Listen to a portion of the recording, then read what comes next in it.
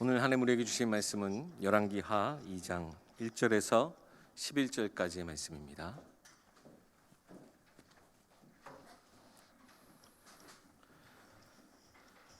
구약성경 열왕기하 2장 1절에서 11절까지의 말씀입니다. 봉독하겠습니다.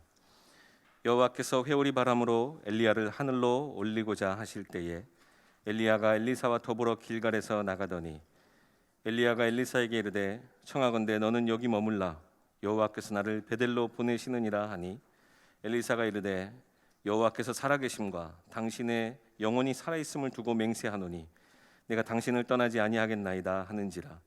이에 두 사람이 베델로 내려가니 베델에 있는 선지자의 제자들이 엘리사에게로 나와 그에게 이르되 여호와께서 오늘 당신의 선생을 당신의 머리 위로 데려가실 줄을 아시나이까 하니 이르되 나도 또한 아노니 너희는 잠잠하라 하니라.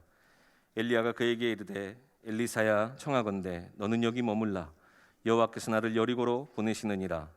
엘리사가 이르되 여호와께서 살아계심과 당신의 영혼이 살아있음을 두고 맹세하노니 내가 당신을 떠나지 아니하겠나이다 하니라.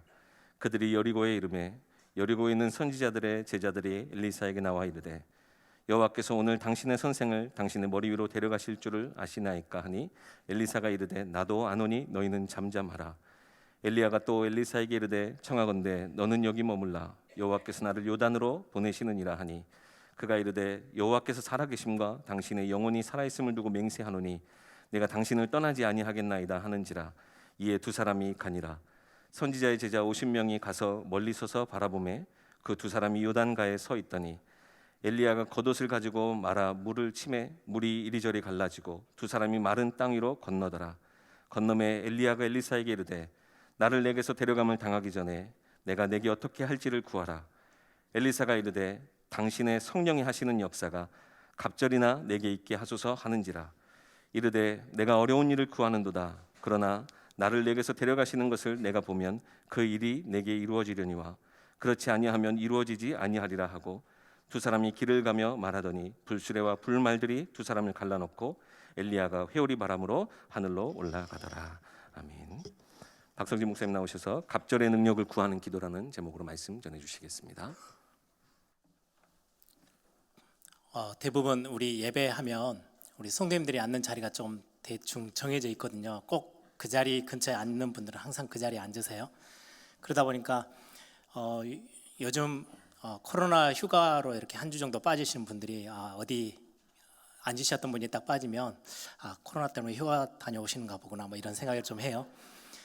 건강하게 또 이렇게 다시 얼굴 또 뵙고 또 그 자리를 채워주시는 것들 보면서 너무 감사하고 또 여러분들 건강해서 이렇게 보니까 너무 좋습니다. 우리 옆에 있는 분들 한번 그렇게 인사하십시다. 오늘 하나님께서 당신을 위해서 새 힘과 새 은혜 준비하셨습니다.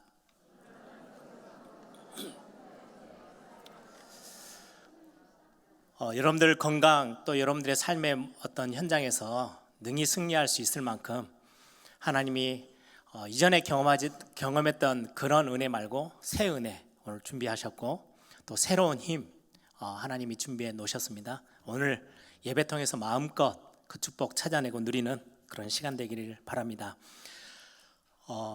세상에 큰 영향력을 주고 전체를 이렇게 움직여 나가는 많은 엘리트들, 그 엘리트들이 뭔가 다른 사람보다는 조금 더 큰 힘을 얻기 위해서 명상운동에 빠져 있음을 우리가 자주 듣죠. 예전에 렘넌트 사역하러 저 선진국들 뭐 유럽이나 미국, 캐나다 이렇게 가서 보면 렘넌트들이 특히 예술 분야, 문화 쪽에 이렇게 뛰는 그쪽을 준비하고 있는 학생들이 그런 이야기를 해요. 우리 한국에서는 그게 불법이지만 어느 정도 그런 어떤 유럽이나 뭐 미국, 캐나다는 조금은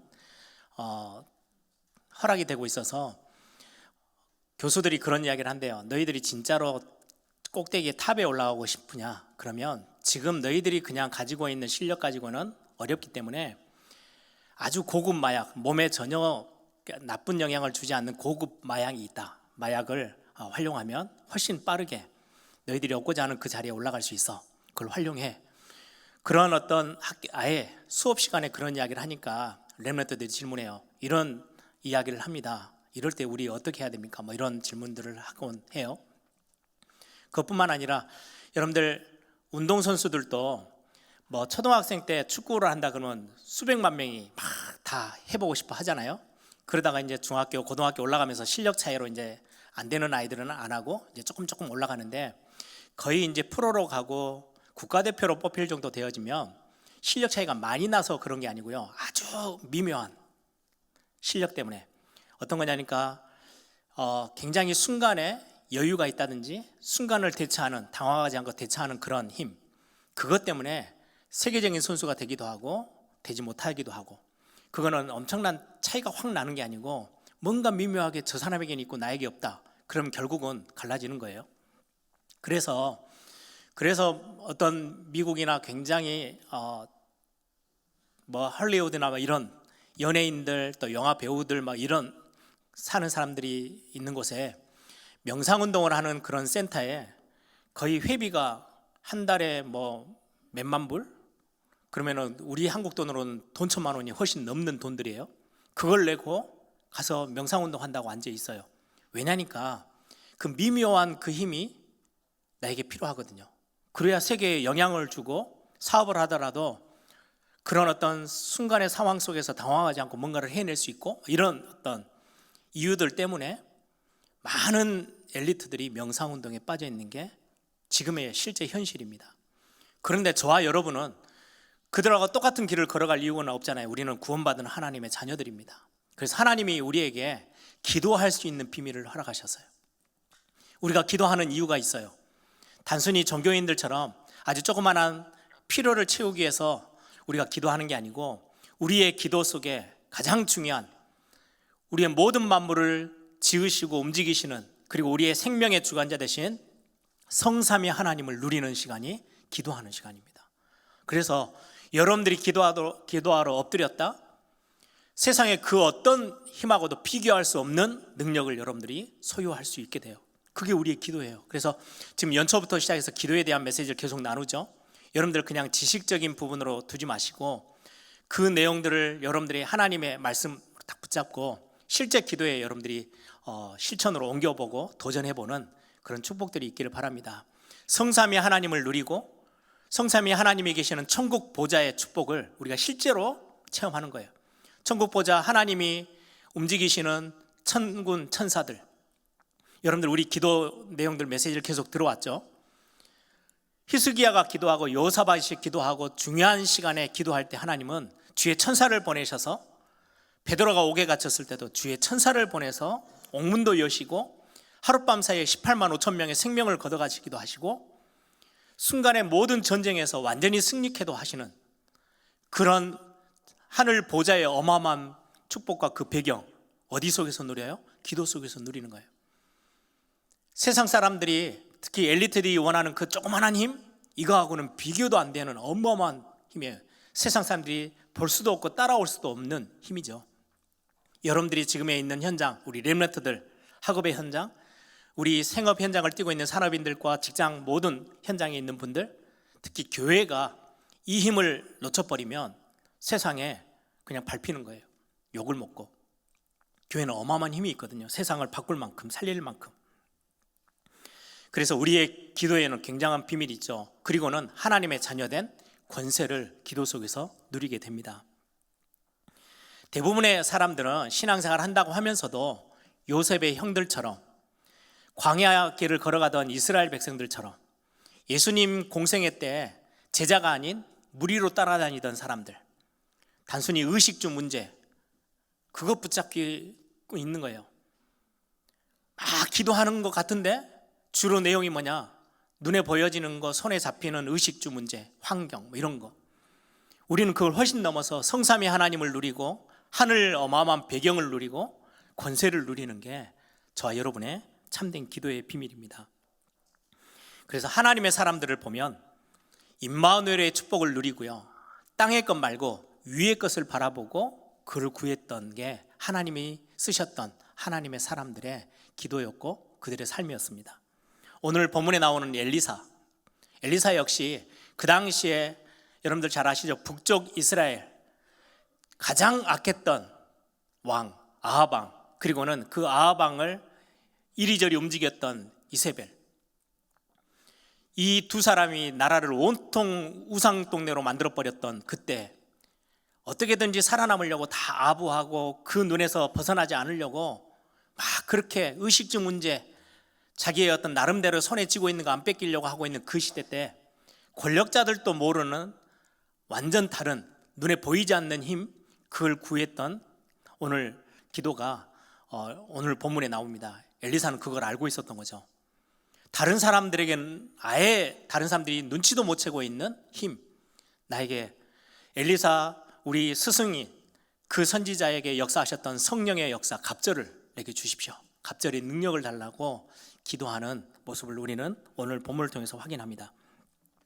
오늘 이 본문을 보면서 가장 먼저 아주 간단한 것처럼 보이지만 굉장히 중요한 부분들을 먼저 한번 확인해 보려고 합니다.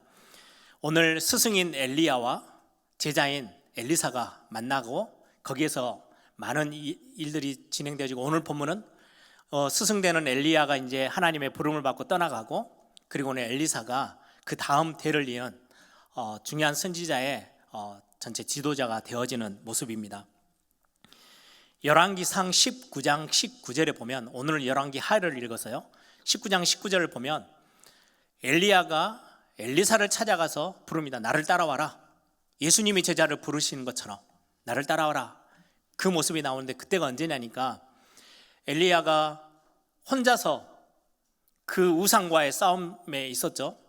그 850명 거짓 선지자들과 싸웁니다. 갈멜산에서 대립했다가 거기서 하나님이 주신 기적의 역사를 가지고 승리합니다.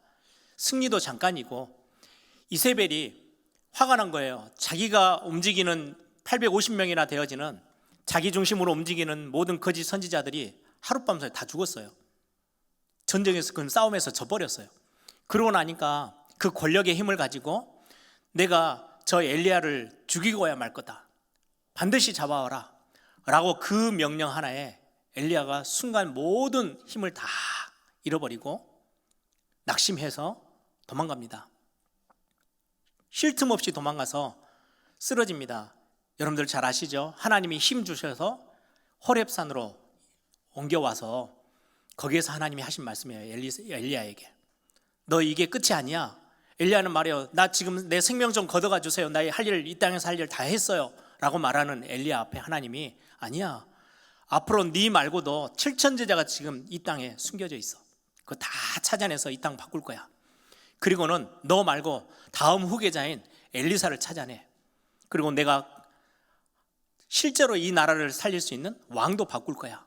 이렇게 명령해서 사명을 가지고 첫 걸음으로 움직인 게 엘리사를 찾아 나섭니다. 그게 열왕기상 19장 19절의 말씀입니다. 엘리야가 이제 엘리사를 찾아왔어요. 그때 엘리사의 모습은, 그 배경을 잠깐 설명했지만 엘리사의 어떤 성품이 뛰어나고 굉장히 엘리트고 많은 지식을 가지고 있고 훌륭하고 이런 설명이 전혀 없어요. 그냥 평범한 농사꾼이에요. 농사지어요. 그 아벨 모홀라라는 엘리사가 살았던 그 마을 원어의 내용을 보면 춤추는 목장, 굉장히 농사짓기 좋은 땅에서 12결의의 소를 끌면서 농사를 짓고 있었어요. 12결이면 한 결의가 소 2마리가 쟁기를 묶어가지고 끄는 거를 보고 한 결이라 그러면 거의 24마리 소가 밭 전체에서 여기저기서 다 끌고 있는 거예요. 그 중에 12번째 2마리 소를 한 쟁기에 몰고 끌고 있는 게 엘리사의 모습이에요. 그러면 거의 뒤에서 이렇게 보고 있다란 말은 종들에게 다 일을 시키고, 거기에 그 땅의 주인이라는 말이죠. 굉장히 부유하고 그리고 좋은 땅에서 농사를 짓고 있는 사람이에요. 그런데 엘리야가 불러요. 그 당시 엘리야는 지금 도망자예요. 언제 잡혀서 죽을지 몰라요. 그런데 엘리야가, 하나님의 사람 엘리야가 부를 때 그 모든 것들을 다 놔두고 엘리야를 따라 쫓아갑니다. 어느 정도냐, 자기가 끌던 그 쟁기 불 다 태워버리고요, 자기가 끌던 그 소 동네에 다 그거 음식으로 다 내어주고 잔치 열어서 주고 자기 거 다 그냥 손에 놔버리고는 엘리야를 따라 나섰던 게 엘리사입니다. 저는 이 본문을 이렇게 보면서 엘리사의 첫 시작을 보면서 엘리사가 왜 하나님이 그 엘리사를 찾아갔는지 그 내용이 안 나와 있어요. 훌륭했다, 외모가 아주 뛰어났다. 외모가 뛰어난 것도 아닌 것 같아요. 오늘 본문 열왕기 하 2장, 이제 엘리야는 떠나가고 엘리사가 이제 후계자 자리에 딱 섰죠. 그리고 요단강을 딱 건너와요.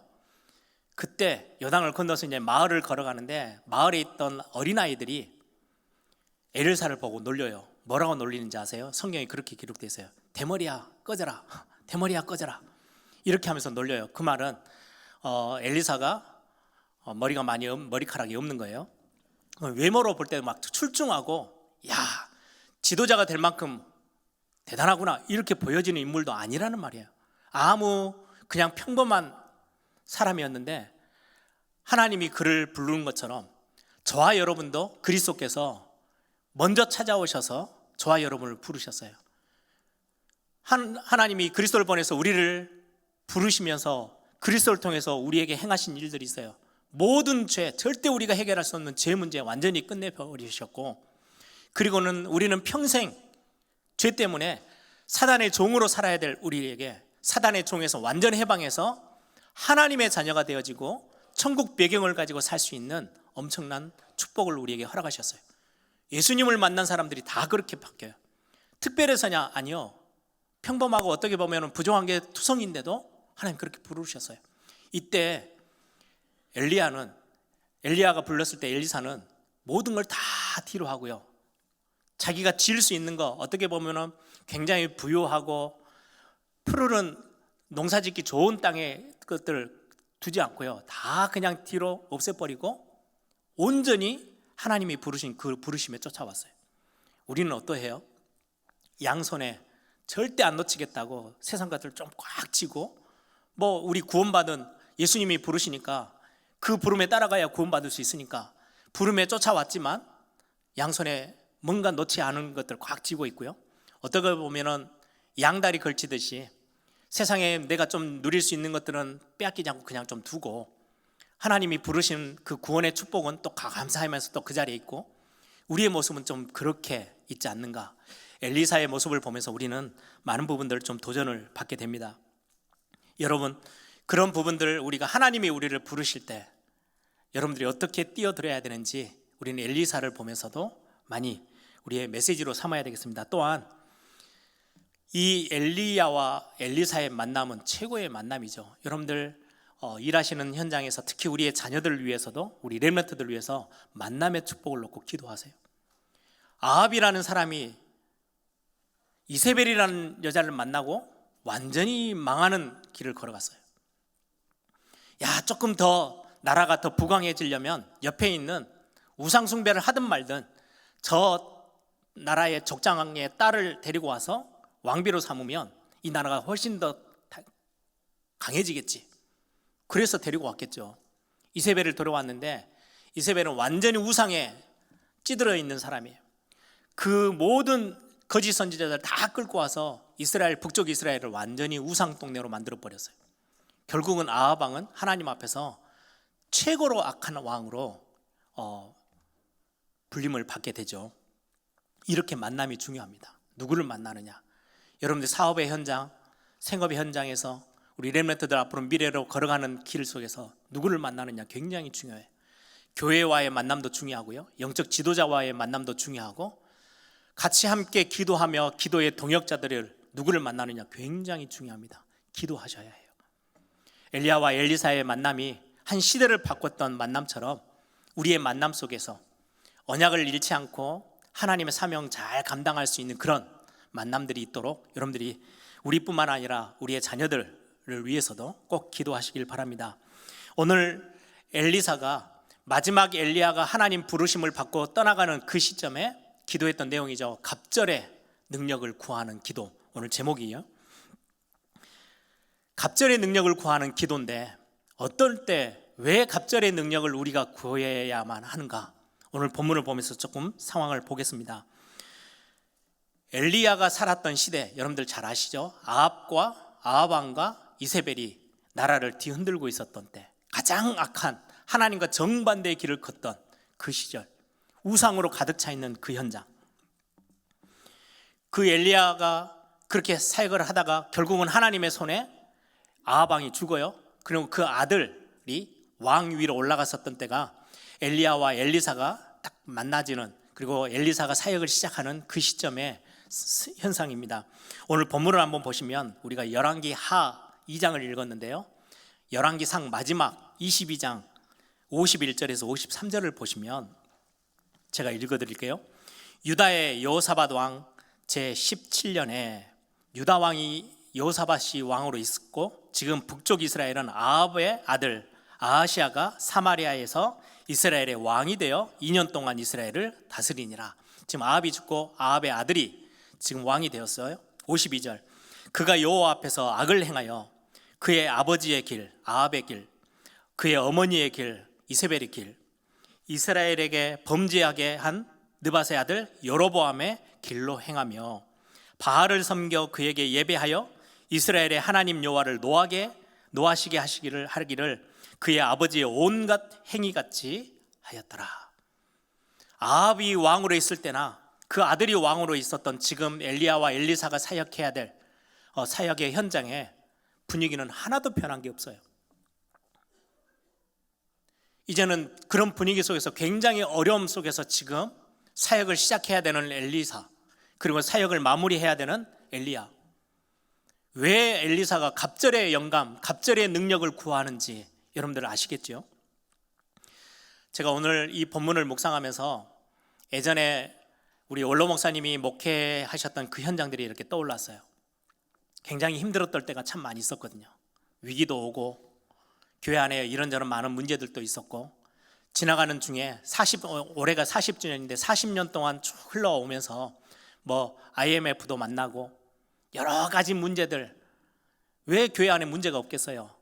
이런저런 많은 갈등과 문제들이 있었는데, 그 문제 속에서 진짜로 목사님과 함께 성도님들이 진짜 기도하면서 하나님이 주시는 은혜와 하나님이 주시는 그 능력들을 의지하면서 그 위기들을 다 넘어서고 여기까지 40년 동안 왔던 그 모습들이 떠올랐어요.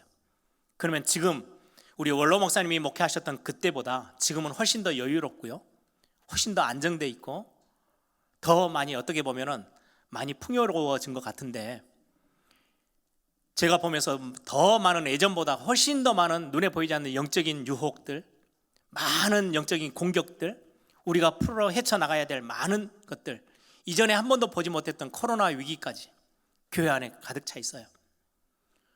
진짜로 우리가 오늘 어떻게 보면 여유 있게 보이지만 아니구나, 하나님이 전적으로 역사하시는 갑절의 능력 우리가 구하고 그거 얻어야 되겠구나. 그래서 저는 그렇게 기도 제목들을 확정했어요.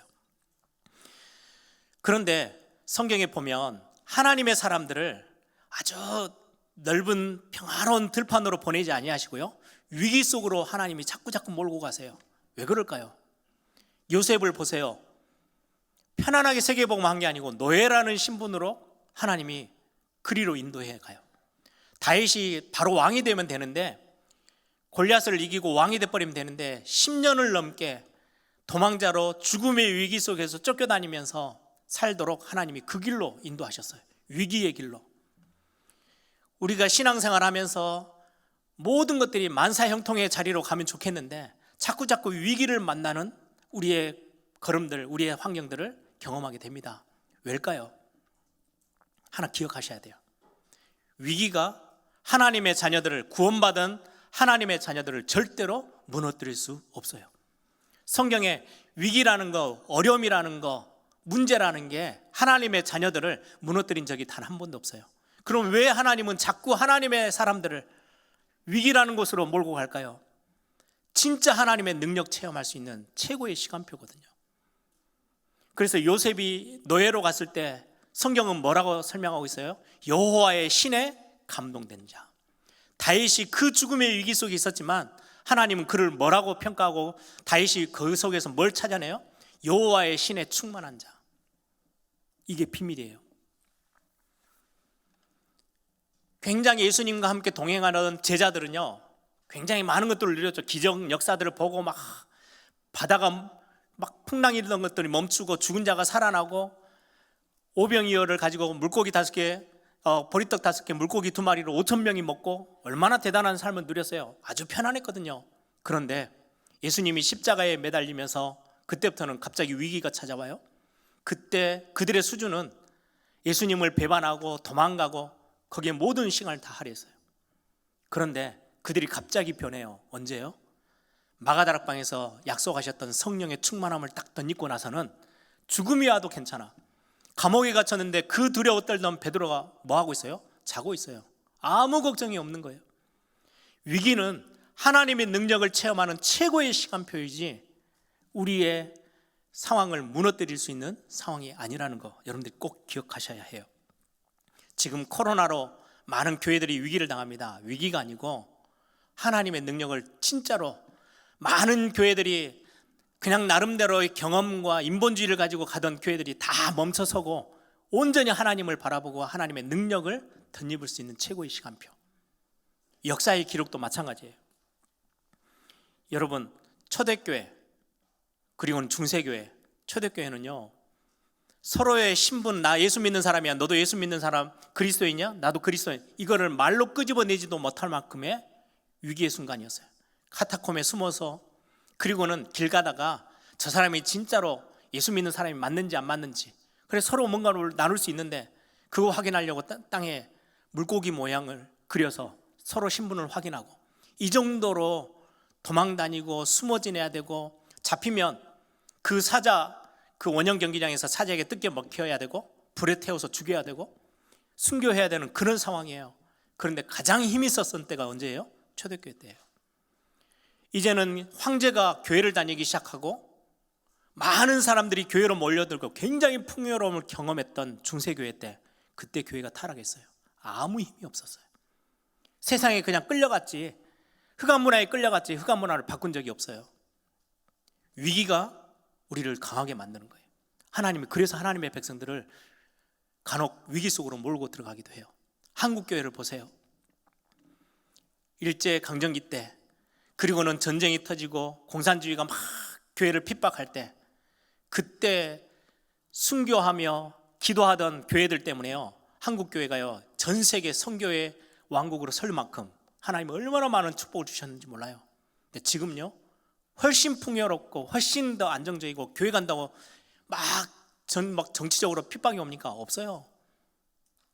교회 가고 싶으면 갈 수 있어요.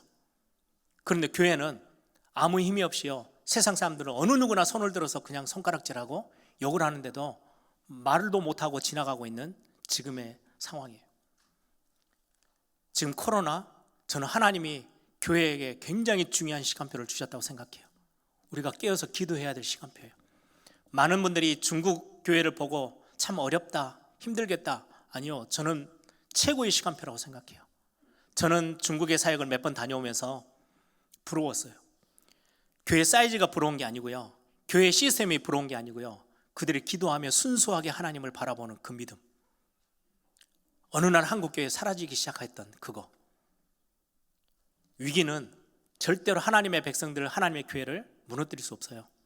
그 위기 때문에 오늘 엘리야가 또 엘리사가 하나님 앞에 완전히 의지하고 엘리사가 기도했던 건 갑절의 능력을 구하고 그 능력을 덧입을 수 있는 최고의 시간이 위기의 시간표예요. 험난한 세상에서 우리가 승리하려면 하나님이 주시는 능력이 필요합니다. 그래서 여러분들 기도하시기 바랍니다. 정말 중요한 하나님의 사람들이 누렸던 그 축복, 위기처럼 보이지만, 어려움처럼 보이지만, 혹시 여러분들 지금 현실 속에서 이런저런 많은 어려움, 위기, 문제들 속에 있습니까? 전적으로 하나님의 능력을 진짜 체험할 수 있는 절호의 기회이기도 합니다. 하나님이 주신 뿐만 아니라 중요한 사명을 감당해요. 이제 엘리사가 이제 엘리야의 사역을 그대로 전수받아서 이제 모든 지역의 어떤 선지자의 우두머리로 가장 엘리야의 후계자로 이제 서서 사역을 감당해야 돼요. 사명 감당해야 될 그 시간표에 가장 중요한 것을 구해요. 하나님, 나에게 갑절의 능력을 주십시오. 그게 엘리사가 기도했던 기도의 내용이죠. 우리는 많은 사명, 여러분들 꼭 사명은 목사님, 무슨 사역자만이 필요한 게 아니에요. 여러분들이 부모로서 자녀를 키우고 가정을 이끌어 나가는데, 가정을 하나님 앞에 정말로 멋지게 올려드리는 사명이 우리 부모에게 있어요. 우리의 미래 다음 세대 교회를 하나님 앞에 영광으로 돌려야 될 중요한 것들을 준비하고 사명 감당해야 될 게 우리 렘넌트들에게 맡겨져 있어요. 우리 많은 산업인들, 우리 직장 생활하고 또 생업 현장에서 뛰고 있는 분들은 나름대로의 하나님이 주신 이명계약, 사명이 있어요. 이 일을 감당하려면 우리는 뭐가 필요해요? 하나님이 위에서부터 부어주시는 갑절의 능력 필요해요. 교회에서 직분을 맡았다, 일하는 사람 몇 명만이 아니고요, 우리 모든 하나님의 백성들에게 하나님은 또 현장 살릴 많은 전도자들에게 우리가 이 사명 감당하기에 필요한 힘이 필요해요. 우리는 보통 내 힘, 내 수준, 내가 경험했던 거, 내가 알고 있는 지식, 이거 가지고 막 그 일을 감당하려고 뛸 때가 참 많이 있어요. 제가 신학교를 딱 들어갔어요. 그리고는 제가 부모님을 통해서 또 주변에 있는 분들을 통해서 배운 게 열심히 하는 거, 게으르지 않는 거. 그래서 교회 일만큼은요, 그리고 하나님의 사역만큼은 누구보다도 뭔가 이렇게 예를 들면 막 특출나지는 못해도 열심히는 했어요. 최선을 다해서. 그래서 학교 다닐 때도 학교 안에 있는 직원들, 그리고는 주변에 있는 친구들, 동료들이 인정해 줄 만큼 매일 현장 가고 전도를 위해서, 선교를 위해서 예배, 찬양 사역 이런 것들을 막 열심히 뛰었거든요. 어느 정도냐니까 이제 시험 기간이 돼서 도서관에 오랜만에 올라가요. 저는 도서관을 매번 다니던 사람이 아니고 시험 기간 되면 이제 가는 건데, 가면 친구들이 이렇게 자료를 딱 모아놨다가 성진아, 너 저 사역한다고 바빠서 준비 못했지? 준비해줬어. 이렇게 줄 경우가 몇 번 있었어요. 그 정도로 친구들이 인정해 줄 만큼 사역을 정말 열심히 뛰었어요. 그런데 어느 날 한 4년 정도 딱 지나고 이제 학부를 졸업할 때쯤 됐는데 제 안에 갈등이 오는 거예요. 내가 지금 이 상태로 목사가 되면은 정말 멋지게 사역할 수 있을까? 그런데 내 자신을 돌아보니까 그게 아니더라고요. 열심히는 해요. 많은 응답도 하나님이 주셨어요. 많은 역사도 체험했어요. 생각지도 못했던 응답들을 경험하기도 했어요. 그런데 내 수준은 여전히 그 자리예요. 한계 있고 조그만한 문제 하나 와도 엄청 갈등하고, 그 갈등 해소하려고 나에게 와 있는 걱정, 염려, 이거를 풀어보려고요, 맨날 며칠을 고민하고, 어떨 때는 막 걱정하고, 이게 제 삶의 모습이에요. 이거 가지고 내가 어떻게 하나님 앞에 진짜 멋진 사명을 감당하고 사역을 할 수 있을까? 그때 제가 하나님 앞에 진짜 기도했던 기도 제목이 있어요. 하나님이 위로부터 주시는 능력 안 주시면, 이거 내가 신학교 다니면서 이게 체험되지 않으면 하나님 저 목회하지 못할 것 같아요. 그냥 평신도로 뛸게요. 교회를 맡아놓고 내 힘 가지고, 한계 있는 거 가지고 어떻게 합니까? 하나님이 주신 진짜 힘이 있어야 되는데. 그거 기도했던 적이 있어요. 하나님 응답해 주셨어요. 저에게 막 갑자기 무슨 신유의 은사를 주시고 엄청난 하나님의 막 능력들을 주셨냐? 그게 아니고요, 제게 확신 하나 딱 주어졌어요. 진짜 하나님이 나와 함께 하시는데 내가 왜 걱정하고 있었지? 전능자 하나님이 지금 나와 함께 하시고 나를 붙잡고 계신다면 문제될 게 없는데, 그래, 이 축복, 이 확신이 있으면, 이 믿음이 있으면 내가 더 이상 목회에 대해서 고민 안 해도 되겠다. 내 능력이 아니고 하나님이 나와 함께 하시면 되는 거 아니냐. 그때 제가요, 뒤를 돌아보지 않고 신학교를 졸업하고 사역에 뛰어들었어요. 지금도 제 수준은 우리 교회 성도님들보다 한참 밑에요. 그런데도 저에게 있는 확신 하나는 있어요. 아니야, 이 교회는 하나님의 손에 있고 내 사역 모든 것을 하나님의 손에 쥐고 있고, 우리 교회 성도님들을 하나님이 움직이시는 분, 하나님이 우리와 함께 하시면 문제될 거 없어. 어느 날 여러분들이 잘 아시는 미국의 그 유명한 D.L. 무디 목사님, 미국과 전 세계를 움직였던 어마어마한 하나님이 쓰셨던 종이죠. 근데 그가, 여러분들 알 거예요, 그 배경이 배움도 작아요. 초등학교도 제대로 졸업을 못했다 하죠. 배움도 작고 직업도 대단한 직업이 아니에요. 구두방 점원으로, 구두 수선공으로 있었어요. 그런데도 하나님이 뜨거운 마음을 주셔서 열심을 내서 교회를 섬기고, 특히 어린이 사역에 굉장히 관심이 많아서 어린이 사역을 최선을 다했어요. 하나님이 얼마나 많은 응답을 주셨냐. 그 교회 어린아이들이 한 1000여 명 모여들어서 같이 막 예배하고 훈련받고 그러고 있는데, 그 주일학교 교사를 하면서 사역을 하고 있는데 어떤 두 사람이 무디를 찾아왔어요. 당신의 사역을 보면서 정말 좋은데 뭔가 하나가 부족한 걸 느껴져서 우리가 당신을 위해서 기도하겠다라고 했더니 무디 입장에서는 조금 기분이 언짢은 거죠. 내가 이렇게 열심히 하고 이런 많은 응답을 누리고 있는데 내가 뭐가 부족하다고, 괜찮다고, 나를 위해서 기도하지 않으셔도 된다고 그렇게 뿌리치고는 이제 또 사역을 하는 거예요. 어느 날 사역을 하다가 느껴져 왔어요. 진짜 내가 뭔가 놓치고 있는 게 있는가 보다. 이게 딱 느낌이 들어왔어요. 그 사람들의 말들이 계속해서 마음을 떠나지 않는 거예요. 그들을 찾아갔어요. 아니다, 나를 위해서 기도해달라. 그리고는 6개월이 채 되기도 전에 본인이 간증하기를 말로 설명할 수 없는 하나님이 자기에게 역사하셨던 뭔가의 능력을 체험하게 됐대요. 뭔가 하나님이 자기에게 주시는 엄청난 믿음의 확신들이 생겼어요. 그때부터 전 미국을 다니면서 한 교회의 주일학교 사역으로 멈추지 않고 자기의 능력과 상관없이 한 시대를 움직이는 하나님의 사람으로 쓰임받았던 그의 일대기가 있어요. 여러분, 우리의 사명 감당하는 데는 하나님의 능력이 절대적으로 필요합니다. 언제 이 능력을 우리가 덧입을 수 있느냐? 진짜 내 삶에 이 어려운 환경과 내가 살아가고 있는 이곳 속에 하나님의 능력이 진짜로 필요하구나 라고 인정하고 진짜 하나님 앞에 구할 때 이 응답은 오게 돼 있습니다. 여러분, 위로부터 주시는 힘 인정하십니까? 말로는 하는데 우리는 막 현장에서 뛸 때는요, 내가 경험하고 내가 갖고 있는 지식 이것 가지고 막 열심히 밀어붙여요. 여러분들 아침에 잠깐 일어나셔서 일하러 가시면서 직장에 가시고 여러분들 산업의 현장에 생업의 현장으로 가시고 우리 렘넌트들을 학업하러 가면서 교회에 우리 많은 일꾼들이 직분자들이 교회를 오시면서 하나님, 내 힘으로는 할 수 없어요. 진짜 하나님이 주시는 새 힘 내게 허락하셔야 돼요. 갑절의 능력 하나님 내게는 필요해요. 오늘 그거 부어주십시오 라고 기도하는 그 기도 10초 15초도 걸리지 않는 건데요, 진짜 여러분들의 중심에 구하면 하나님이 허락하세요. 그 시간이 언제냐? 예배의 시간이에요. 그래서 예배는 능력입니다. 예배는 단순한 지식도 아니고 행위도 아니고 습관도 아니에요. 예배는 우리에게 어마어마한 능력이에요. 이때 우리의 간절함, 우리의 사모함을 가지고 하나님이 내게 정말로 위로부터 주시는 능력으로 오늘 나를 충만케 해달라고 기도하는 최고의 예배 시간, 여러분들이 오늘 그 축복의 시간이 되길 바랍니다.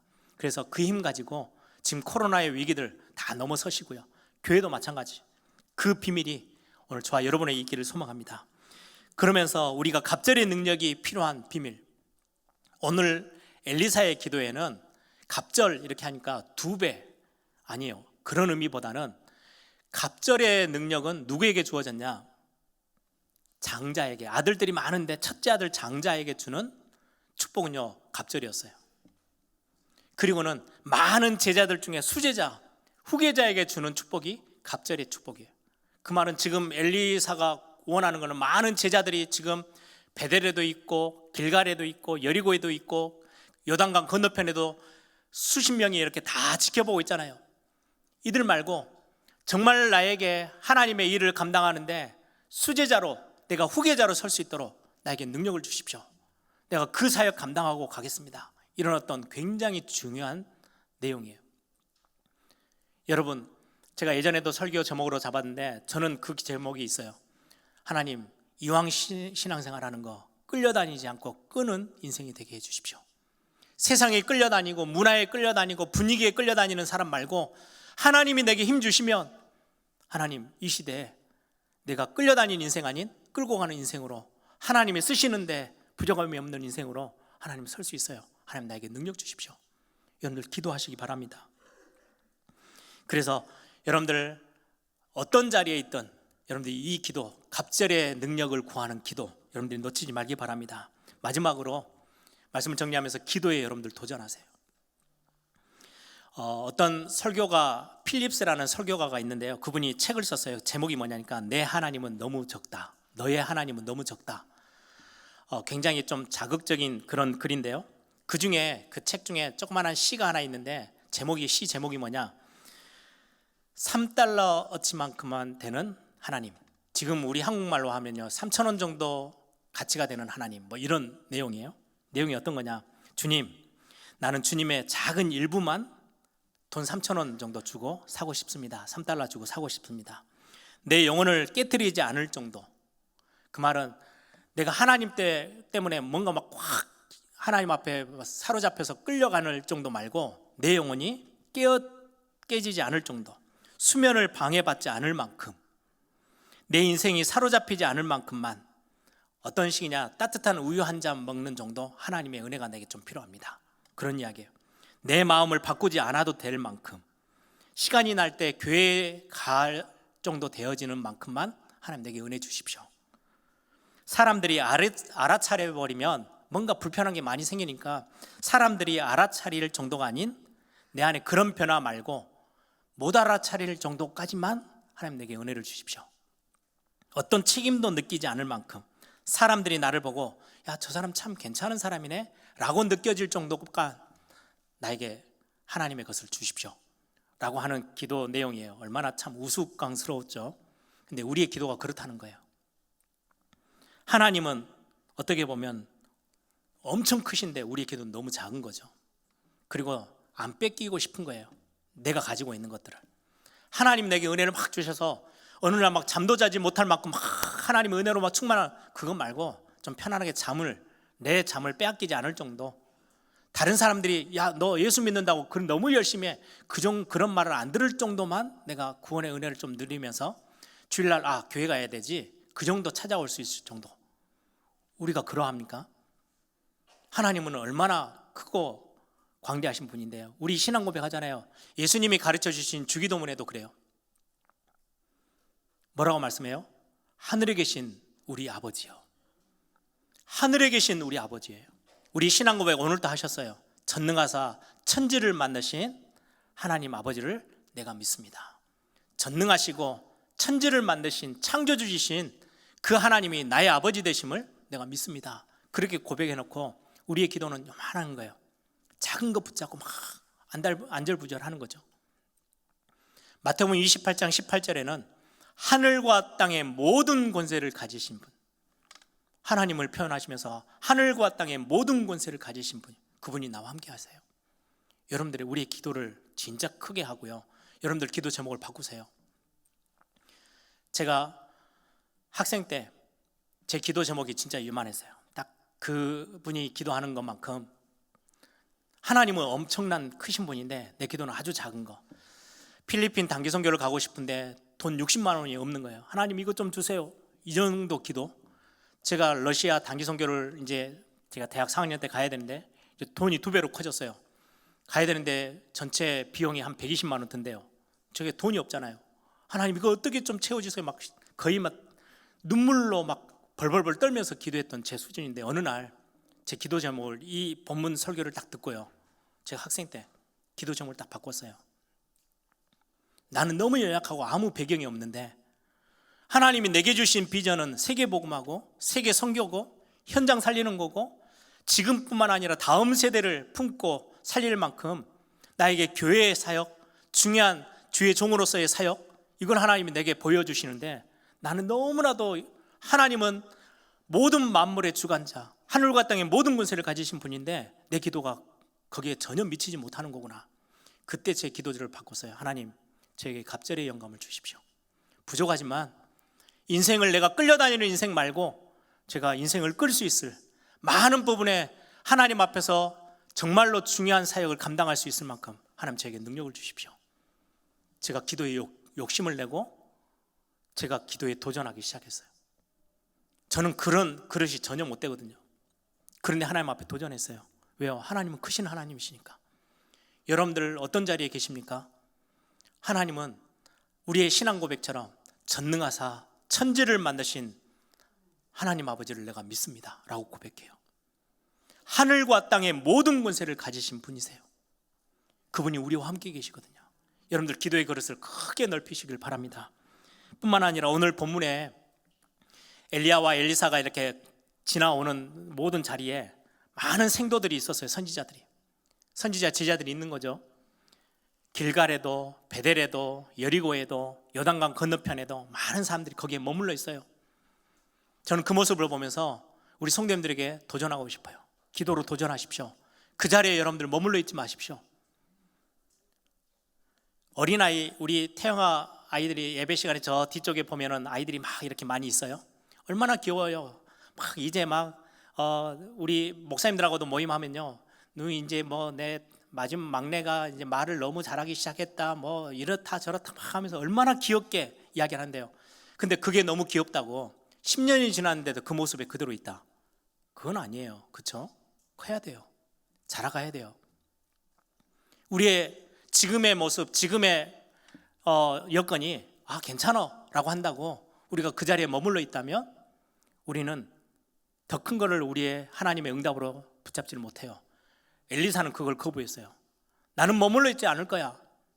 나는 정말로 하나님이 한 시대를 움직일 수 있는 그 자리에까지 가려면 내 능력으로는 안 되니까 나에게 갑절의 능력을 주십시오. 결국 엘리사는요, 그 우상의 모든 나라들을요 살려냈어요. 그리고 하나님이 맡겨주신 7천 제자 찾아내요. 곳곳에 도단성 운동을 펼쳐서요, 수많은 생도들을 키우는 학교까지 지어서 선지학교를 만들어서 움직여 나가요. 그리고는 밖에서 적들이 아람 나라가 쳐들어왔을 때요, 기도 가운데 그걸 단숨에 막아내고 국가를 구해내요. 위대한 선지자로 기록되어 있어요. 평범했던 그냥 농사꾼이었던 엘리사지만 기도가 평범하지 않은 거죠. 그냥 그 자리에 많은 생도들처럼 자기 자리에 그냥 머물러 있지 않았어요. 큰 그림을 가지고 크게 도전했어요. 우리 에일교회가 해야 될 중요한 사명이고 기도고요. 여러분들이 그냥 나는 장로로, 나는 권사로, 집사로, 나는 우리 교회에서 사역하는 이런 자리에 거기에 머물러 있지 마시고 큰 비전과 하나님이 주신 사명들을 가지고 진짜 기도에 도전하는 그런 멋진, 하나님이 한 시대에 쓰시는 그런 일꾼의 모습으로 세워지기를 소망합니다.